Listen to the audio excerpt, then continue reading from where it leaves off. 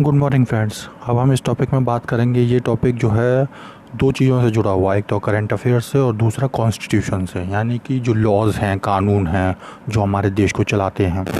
तो इसमें जो है ये जो दिख रहे हैं ये हैं आपके chief justice Shri NV Ramana साहब हैं, जो कि बात कर रहे थे एक मीटिंग में, जो कि भारत सिंगापुर मध्यस्थता सम्मेलन हो रहा था, इनको ये संबोधित कर रहे थे।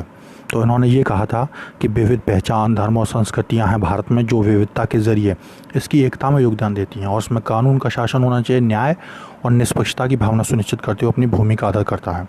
उन्होंने क्या कहा कि भारतीय संदर्भ में मध्यस्थता को सामरिक रूप से एक साधन के रूप में परिभाषित किया जाता है, जो पक्षकारों के अनुकूल एक ऐसा तंत्र है जो वास्तव में कानून के शासन को जो है बरकरार रखता है। उन्होंने ये भी कहा कि लंबित मामलों की संख्या कितनी है, तो उन्होंने बताया था कि लंबित मामलों की संख्या है 4.5 करोड़। लेकिन इन्होंने इसे 4.5 करोड़ बताने पर भी आपत्ति जताई, क्योंकि उन्होंने कहा मान के चलिए कल कोई केस जो है कल रजिस्टर होता है तो वो आज जो है लंबित मामलों में आ जाएगा, तो इसलिए। और उन्होंने ये भी बात बताया कि न्यायिक देरी जो होती है वो भी मुद्दा एक जटिल समस्या है। फिर उन्होंने क्या क्या कहा कि पहली बात उन्होंने यहाँ कही जो दिख रही है कि साधन संपन्न पक्षकारों की ओर से ही या कई याचिकाएं दाखिल करने से भी जो है लंबित मामले बढ़ जाते हैं।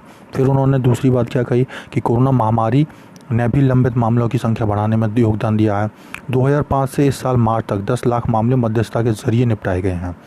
और सबसे बड़े लोकतंत्र के, अगली बात उन्होंने जो कही है कि सबसे बड़े लोकतंत्र के लोगों को न्यायपालिका पर भरोसा, उन्हें पता है कि कुछ गलत हुआ तो सुप्रीम कोर्ट लोकतंत्र के संरक्षक के रूप में उनके साथ है।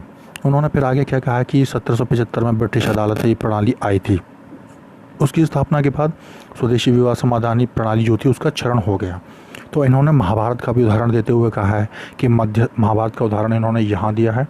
उन्होंने कहा है कि शुरुआती मध्यस्थता को जो संघर्ष समाधान का एक उपाय बताया महाभारत में भी, और इन्होंने बताया कि जहाँ युद्ध टालने के लिए इसका सहारा लिया गया था। CGI ने कहा कि भारतीय लोकतंत्र में जो है मध्यस्थता बहुत पहले से ही विद्यमान है और ये ब्रिटिश न्याय प्रणाली के बाद बहुत ज़्यादा कमज़ोर हो गई है।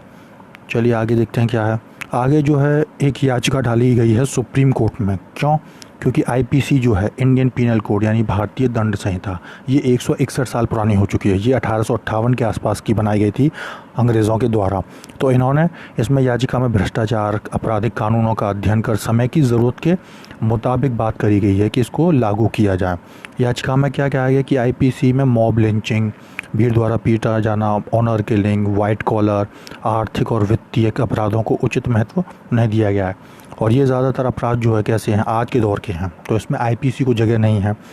तो सुप्रीम कोर्ट में यह जनहित याचिका किसने डाली है? भाजपा नेता और ये वकील हैं अश्विनी कुमार उपाध्याय, जिसमें मांग की गई केंद्र सरकार को निर्देश दिया जाए कि एक न्यायिक आयोग बनाया जाए और विशेषज्ञ समिति गठित करी जाए, जिसमें सेवानिवृत्त जज हों, IAS हों, IPS हो, सॉलिसिटर जनरल हों, एडवोकेट हों, सामाजिक कार्यकर्ता और पत्रकार भी शामिल हों। ये भ्रष्टाचार और अपराध के बारे में सभी घरेलू आंतरिक कानूनों का अध्ययन करके समग्र कानून बनाए, सख्त कानून बनाए और IPC का ड्राफ्ट कराएं, जो कि एक देश एक दंड एक विधान की अवधारणा पर आधारित हो। तो ये था आज का टॉपिक। Thank you very